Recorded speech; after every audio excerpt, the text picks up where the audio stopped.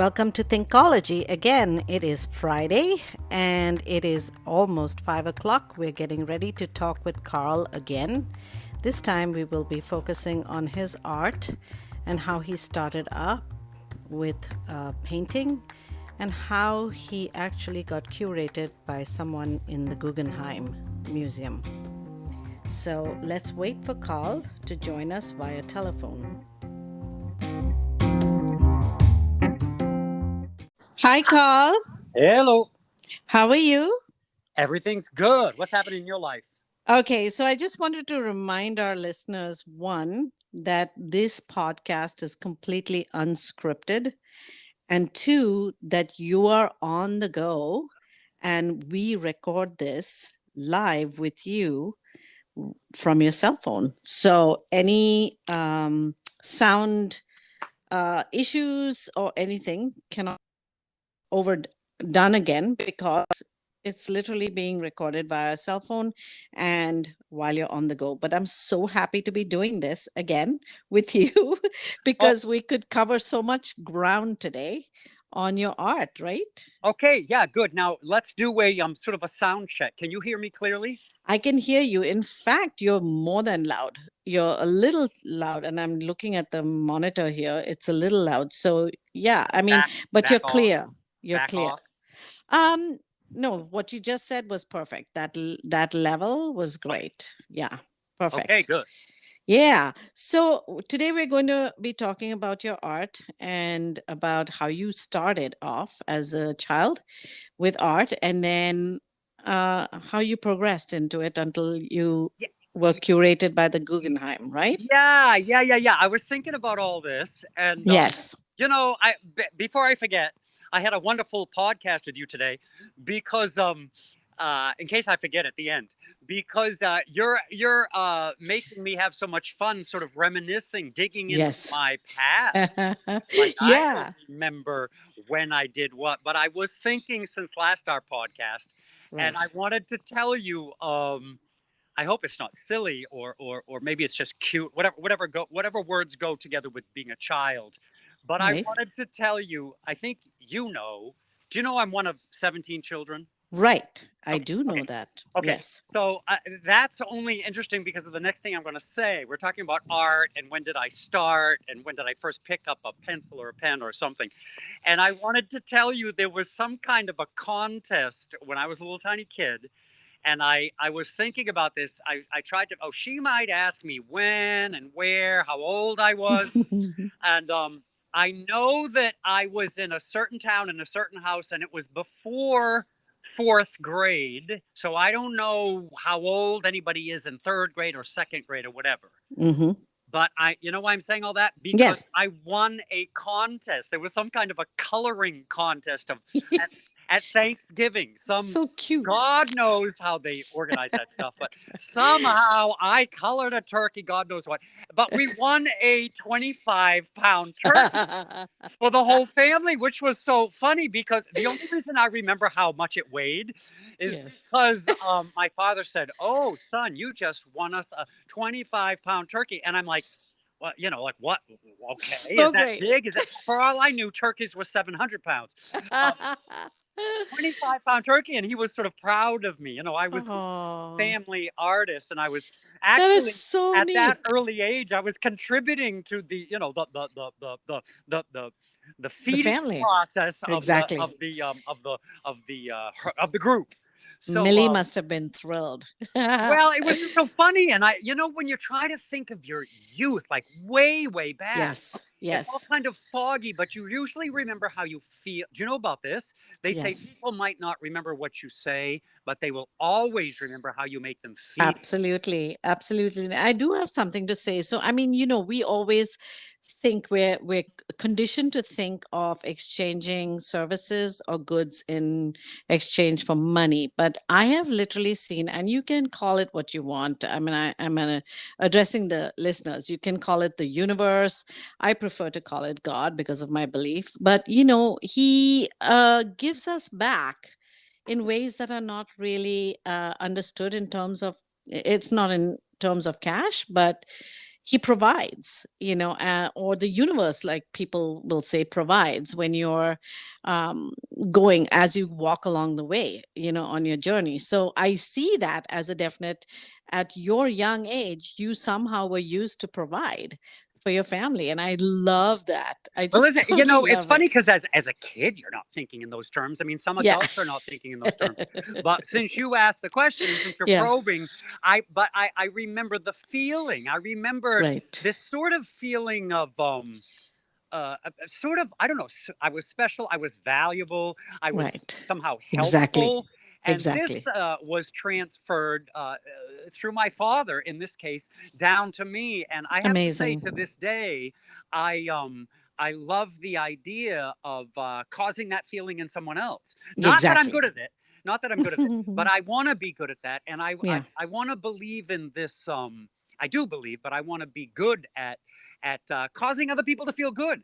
You know Right. what I mean? Like, Exactly. what if on my gravestone, Carl, whatever, made people feel good? Wouldn't that be interesting? It's like It would be a great thing to say. someone came by and Yeah. saw that. It's like, oh, we made people feel good. I mean, even that statement Yeah. would make whoever was there Yeah. feel good. Yeah.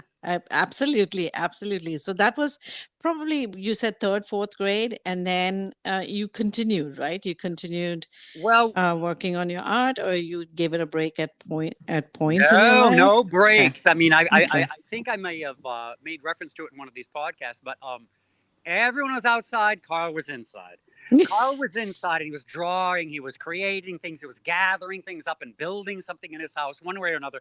It's really Nice. funny to think back at that. But, my parents had finagled or bought or whatever colored pencils and kept Yes. me supplied so I could do whatever I Sweet. wanted. And, it's funny now looking back because, parents are not dumb.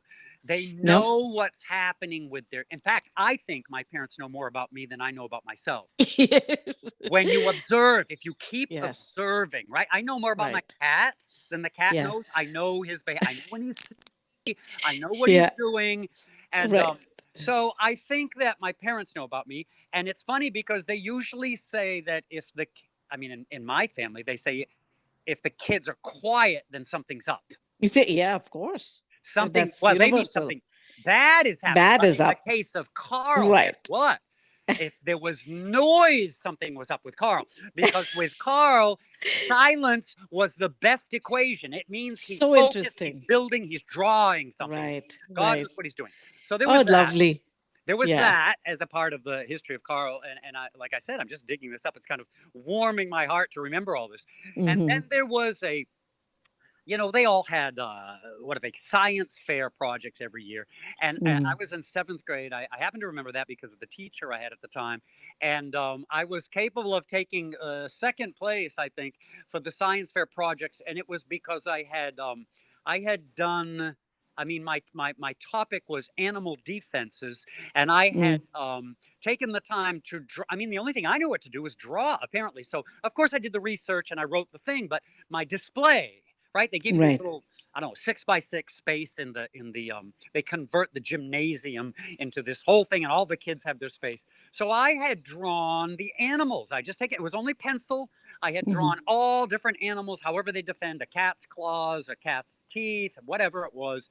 And I took an award, and the guy, I remember just being sort of shy, and the Hmm. guy who was walking around, we had to stand there in front of our projects, the guy who was awarding the people, he said to me in a calm and low voice, Mm. guy in a suit, he goes, "Did you draw these?" And I said, "Yes." And they awarded me because of this talent. I don't know. I don't I even love wrote it. anything well or whatever about whatever that, Hmm. but they were kind of surprised. And I saved some of those images, and I still have them to this day. I'm telling you, I think we need to put those images up somewhere on your website and blog about it. So Well, people, I do like the idea of this blogging thing, just yeah. because I can talk, as you know. It's like, boy, Hmm. I can talk. But I mean, I think that these images that they would bring another whole dimension, and I think it's interesting. I did have a blog Yeah. at the time. I think it's still out there somewhere. And I had a great compliment from one of the art. I was working at a fine art gallery at the time, and one of Hmm. the artists said to me, I found your blog. I go, you did? And she said, Hmm. yes. And I like it. I go, you read that? She goes, I read every word. I love it. That Do was you a still have it somewhere? I do. I just have to dig it up. I don't right. They don't like expire like moldy bread, right? Isn't it No. out there Yeah. somewhere now? You Whether I have to remember the link to it. Which website did you, if you use gosh, who WordPress knows? or I can dig it up if that's interesting. But at that point, and it's funny, the conditions of the psyche at the time when someone's bothering to be creative or even recording their life. right, Say about Andy Warhol. Someone told me about Andy Warhol, like for 10 years, just gathering up data, right, photographing his friends living in his factory or whatever he was doing. And right, then he the result of his acquisition of everything they observed. And I think that we're kind of doing that, whether we're aware of it or not. And at that point, for some reason, oh gosh, I remember that house, and I was living in the basement. I had all these dogs, and it was up in Baltimore, and I had just discovered a blog, and I was very immersed in the art community at that point, and you kind of you rub shoulders with these people. You pick up ideas, you pick up right, inspiration, you pick up notions, and so someone must have said something about a blog or bothered to explain it to me. And I blogged and blogged and blogged and blogged and blogged. And my entire life was revealed through pictures. I even think that's sort of how I started doing film. I figured out my camera kind of was capable of catching moving images. But right, I know I'm digressing, but I like the idea of blog and I want to do it. Now, right. now I'm trying to advance forward because so that was a little picture of my childhood and drawing. And there might be more things. When I was 13, Hmm. I think one of my kind of like first jobs. I did have another job where I was delivering newspapers on Sundays on my horse. Oh, cool. Can you On your imagine that what? riding through the hills? I was No way. A kid in On a New Hampshire. horse? Well, I was a pony. So I had Uh-huh. Chico, my pony, and the way I delivered newspapers to make my pittance, whatever that measly salary was, the way Right. I did that was it was a Sunday newspaper. It was called Grit, Grit, and can you imagine? I'm like I the Pony cannot. Express in this. That's I mean, a person who's still alive, getting on his pony and riding around with his satchel full of newspapers and throwing them onto the yard that of the is so people in my. cool. I think Isn't that that is funny? really cool. I think, and this was in New Hampshire? That was in New Hampshire. We didn't Hmm. even have a gas station in our town. It's so funny, but when you think of this stuff, the way everybody lives now, I love it. we did not have a gas station, and Love it. but what I was trying to get at is C.J. Lesperance, a guy who ended up by the way, my father was and is a very big-hearted person. In fact, I would Yes. say you cannot have 17 children unless you're a big-hearted Yeah. person. But I mean, Yes. 17 Love was your enough. dad. We Yeah. forever had someone living in our house, some down and outer that Yeah. needed help and didn't have a place to live. So I was at that point. I mean, we were kind of, it's funny. They say the next generation doesn't learn from what the parents say. The next generation learns from what the parent does. Absolutely. Yeah. So my father, God knows what he said to me, but he did not have the heart when he bumped into a person in a difficult condition. He did not have the heart to turn them down. So we Right. forever had somebody living in our house. In fact, Hmm. one guy had my bed, and I'm a kid. It's like, why does that guy get my bedroom? And he's like, Carl, this Been is there, done good. that. Can you imagine being in his? And he would explain the conditions, and then I was like, oh yeah, I Yeah. guess I can go live in Peter's room, my brother. But Yeah. I had been so excited to leave Peter's room because Peter was closest to me in age, and we were always together. And of course, all our fights were about he's on my side of the bed, he's on my side of the room, he's using my stuff, all this ongoing battle. And so suddenly, I get my own room, and here's whoever it was living in there now. But so this one guy, he said, they used to call me Collie. Do you know that, Collie? No. Oh yeah, Collie. When I go to New Hampshire and I Yeah. visit the parents of my friends, they're like, Collie, oh my gosh, you gotta get in here. It's like Collie. I forgot that even had that word. But so not Carl, Collie. I go up there. Wait, where was I? Ah, yeah. So The guy. CJ says, Carly, you're doing all this artwork. I wanna. Are you willing to paint the the name on the sides of the trucks where I work? I want to get There the you go. job. I go, Your first what? job. I was 13 or With 11 art. or 12. Amazing. I mean, I was a kid. I wasn't shaving. I know that. I was not Yeah. shaving at the time because I was so dying to shave. In fact, I was stealing a razor and running it across my hairless face to practice. Peters. So, yeah, behind Peter's back. My I go, oh, I don't know, and my mother encouraged me, and I guess everybody encouraged me. It's like, Carl, just go do it. I'm like, oh, I guess. What do I know? So then so my kind of first job that was not the newspaper job, was painting the name of the truck on the sides of the name of the company on the sides of trucks. So And of course, interesting. well, I was Hmm. terribly nervous. What if I screw this up? It's like Yeah, I do have a deep sense of kind of like accountability for of what I do. course. Yeah. It's like I cannot mess this up. I mean, this is a Hmm. reflection of me. It's a reflection of CJ, the guy who got me the job. Blah blah blah. Even I had that. So anyway, that was one of my jobs, which I think we would throw into this artistic category. Right. And Right. then I just went on my life. I wasn't even thinking about it, but Until you went to Russia and Poland. well, yeah, because the plot kind of thickened. Now, do you know about this fact that I happened to fall into this whole nest of artists when I was in Russia? Do you know about that? No, I mean, let's talk about You want that to hear right about now. it? You want to hear about it? Yes, of Okay. course. Of Okay. So course. I'm in some cafe and I'm trying to make contacts with these Russians. This is way back. And I remember, it's funny what you remember. I remember the exact cafe. It had steps that went down into it, which was weird from this regular street in the city of St. Petersburg, Russia. I was Right. visiting, and so I went down in there. And what happened was I met these three people, and they were artists, and they were actually from Kaliningrad. This was very sort of almost like a foreshadowing of my life in the future, because the fact that Right. this guy whose name was Anvar, the fact that he was from Kaliningrad, which was a closed city at the time, and I think I made reference to that. You couldn't go into it because they had military. It was a military zone. Oh, really? Yeah, it was a Okay. military zone, and military zones in Russia were closed off to any tourists, certainly, because they didn't Okay. want you sniffing around and interrupting this Cold War. And But this was in the 80s or early 90s? This was in the 80s? 80s, 80s. 80s. Yep. Okay. Yep, and I met Anwar, and he, one of the three of those artists could speak English. I don't think it was Anwar, but Hmm. anyway, I became friends, and then I fell into this nest immediately. And that what Amazing. they were up there at the Fine Art Gallery or whatever up there in Leningrad at the time, Hmm. and St. Petersburg is very far north, and this puts us into this zone of white nights in the Yes. summer. You know about that, Yes. right? Yes. Okay, So, so yeah. Go well, ahead. down here in Florida, nobody even seems to know about this. But when the more you go north, everybody and when I was in Hmm. Finland that first time at 16, they drove me way up. I forget how many hours. We're all crammed in this car. The heater did not work. We were freezing to death. We were Good scraping the Lord. ice off the inside of the car to drive. Caribou.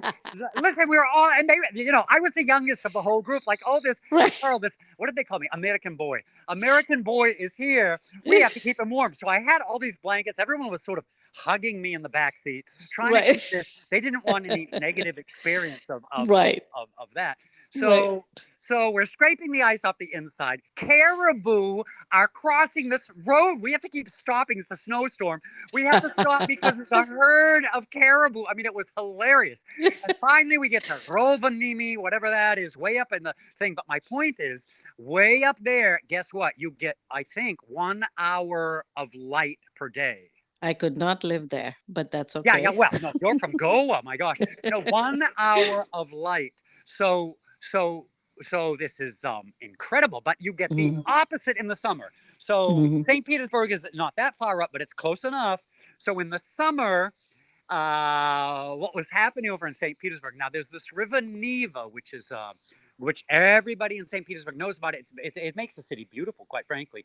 I'm Um, sure. it go Hmm. this is a very sort of neoclassic town, Oh, wow. St. Petersburg, and it's just striking. No one talks about how gorgeous St. Petersburg is, but it is the city of kings. Right. After that, Moscow became the capital, but the communists abducted that, and they tried to take sort of culture and power away from the aristocrats who were over in St. Petersburg. St. Wow. Petersburg is the place where historically all the czars lived and all the Wow. palaces are, and the town is gorgeous. In fact, there's a uniformity. None of the buildings could be taller than the Eremitage, the winter palace of the Really? king. So it has this beautiful neoclassic thing. Just gore everywhere you look is gorgeous. So Mm. the river helps that too because you get bridges, Yep. etc. But what happens is those bridges are very close to the ground in Right. that old town.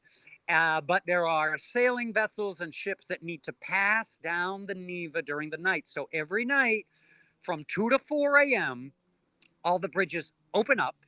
The Now, drawbridge. people, Hmm. yeah, people around waterways, like down here in Florida, everybody understands this. People from out Hmm. in the Midwest do not, maybe. Right. But the point is, there are all these bridges that on cue raise so that any vessel can pass. And Superb. what happens if you're on let's say, the wrong side of that bridge when it opens? Guess what? You're trapped for 2 hours. Now, those Oof. Russians refused to sleep at night. I have no idea what they were on. I have no idea what they were doing. And they dragged me around and they made me stay with them on those different little series of islands that were separated by the bridges, and you were trapped. And I'm like, you know what? In America, we sleep at night. What is wrong with sleeping? And not these guys. It's like, oh, we're young, we're free, the sun is up. And it was, The sun bragging, is we're young and free. And they had the guitars and they'd sing me these Russian so ballads. And I was like the center of attention. Meanwhile, awesome. I'm falling asleep. Now you have to keep in mind I'm the center, right? This is all Right. about Carl. We have to bring Carl. This is it. This is Right. in keeping with this idea that they are the hosts and I am the Right. guest. Right. Right. Right. You know what? We should do a Absolutely. whole podcast about that because that is so interesting how it shows itself in different cultures. Exactly. Exactly. And it's very, yeah, absolutely. But I Well, can picture it because it's pretty much similar in India. The hospitality is huge, you know. it's a So, real, it's kind of like a commodity, and certainly it's a value absolutely. system, and it's Yeah. actually so beautiful. And Yeah. I am now like that, and my American friends think I'm weird when I'm sort of forcing food on them, forcing coffee, forcing they have But to say see, I they love eat. that. And I love that. And I think it's a good thing to teach people who don't know that, American or not, I mean, because we're such a mix of cultures here. Well, it's the S- good thing about all Right. this sort of melting Exactly. pot. I will say that we Exactly. get a chance to learn from the others, including the Exactly. Indian. By the way, I you know what I learned from you guys? That food, and I mean Indians, Food. Yeah. food can be experienced with different types of tastes at different times while you're Exactly. chewing. Exactly. Yeah, There's a you're taste at the right. beginning. There's a taste 4 seconds in. There's a taste 5 seconds in. And just before you're about to swallow, guess what? There's some other weird taste. There's a And then kick. guess what? Which you didn't predict. 6 seconds after you've swallowed, it's hot as heck. And that hits you at the end. And there were this is Right. like time release experience with food It with the Indians. is. I'm like, oh my God. It's like you got to be prepared, and they can trick you because they don't have to say the hot thing. They know it's going to come up 6 seconds in. And that is so funny to me. But that's something that I picked up from those guys. I So love it. so where was I? So we were at the drawbridges and the islands Yeah. painting through So the so night. so the bridges are up, and I'm stuck with all those guys, and we're trapped, and they won't let me sleep. Now these were also artists. Now it wasn't at that point, but later on they were painting me, and what I was trying to get at. I was the model, and I would be falling asleep when I was the model, and I was falling asleep, and they said, "Carl, you have to open your eyes so we can get the light on your pupils." And I said, "My eyes cannot stay open because you guys kept me out on the other side of that bridge, and you keep doing it every single night as though humans don't need sleep." Right. So, but all of that, and I'm trying to keep this in keeping with what I think you're really after. All of that was helping me to get an education in art. Exactly. So what I learned from the Russians. Now the Russians have a very specific school of art, I think they call it. It's like the school of Russian painting is very strict, very Okay. strict, and they Okay. they they have this old system. And if you're going to submit to their teaching, you are going to come out as they want you to come out, which is Hmm. reproducing these masters. And if you do not have this talent or the capacity, then they throw you out, End Wow. discussion, next topic. So, Okay. since that's the case, um, I was listening to them, and they were sort of actually educating me constantly as I heard them discuss what are the points with which a fine piece of art is actually judged. Right. There are Exactly. real rules to this. It's not just, oh, I feel good, oh, I like it. There are real Right. rules, and there's a series of them. I kind of forget them. One of them is composition. One of them is the color combination, the palette, what they call. One of them Mm-hmm. is the strokes of the Mm-hmm. brush. And this is also where I learned that going and seeing the original piece has infinite value. So they were always dragging me to Correct. the Hermitage and the museums to see Nice. in real time what exactly these masters were doing. And Right. to be honest, you can't even you kind of can't compare. It's hard for people to believe that you can't compare, but in real time you cannot compare these two. There is so much to be gleaned from seeing the original piece. Right. Right. And like, can you name some of the artists that you actually saw, the old Mona Lisa, masters? Mona Lisa. Okay. Now, I don't know Okay. if Mona Lisa travels. Now, the Hermitage has a massive collection of, Right. and I don't even know if people know what Hermitage is in America, but Hermitage is this amazing winter palace of the czars right in Mm-hmm. St. Petersburg proper. You can walk to it. Okay. You can walk to it, and everybody goes there, and they funnel you through. There are hundreds of rooms and all that. So there, Okay. but now I don't know if the Mona Lisa. I think the Mona Lisa was traveling. I don't think it's permanently there, but I don't know. But also, you know what's surprising about the Mona Lisa? How small it is. Really? Yeah, Like, nobody what would thinks you say of the the size size. I is? mean, the um fame makes Mona Lisa sort of massive in our minds, but Right. in reality, I mean, this is less than like 15 inches tall and less than. Oh, really? Yeah, it's very tiny. It's little. It's little. I mean, it's Ah. not tiny, but it's little. Okay. It's Little. little, but compared to the magnitude of its fame. Okay. That was there at the time. Now keep in mind, I was not. Gosh, this is going to be embarrassing, but I was less interested in art at that time than I am now. Right. Right? This Okay. conversation is now years later, after I engaged in the art world, after I made money in the art world, after I had my own shows, my own Right. getting published for my art, having Mm-hmm. Guggenheim interested, having all these different people interested. So this Right. is way after the fact. At that time, I wanted to eat and I wanted to sleep. Right. And So and they dragged him from museum to museum. I mean, American. I mean, I hate to say this, but maybe it's just my culture, my world, right. my sub American culture. Right. My circle of friends are not running to museums. They weren't at that time. Okay. They weren't Okay. running to museums. Even a lot of America is not there. You know what they're running to? Down here, you know what they're running to in Jacksonville? What? Tailgate parties. Seriously. This Yeah. is No, that's redneck. not my This is thing. redneck. You know, they Yeah. want they want beers and they want a good Uh-huh. woman and a dog and a truck, and the truck's gonna be jacked up.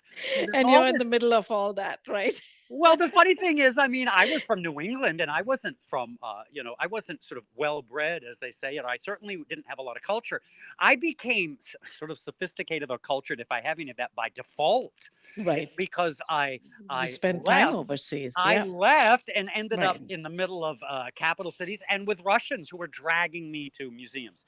I So, love it, but I think everybody should have that sort of experience for at least 1 year of their life, from well, you America. and Peter the Great. Do you know this about Peter the Great? Peter the Great, who was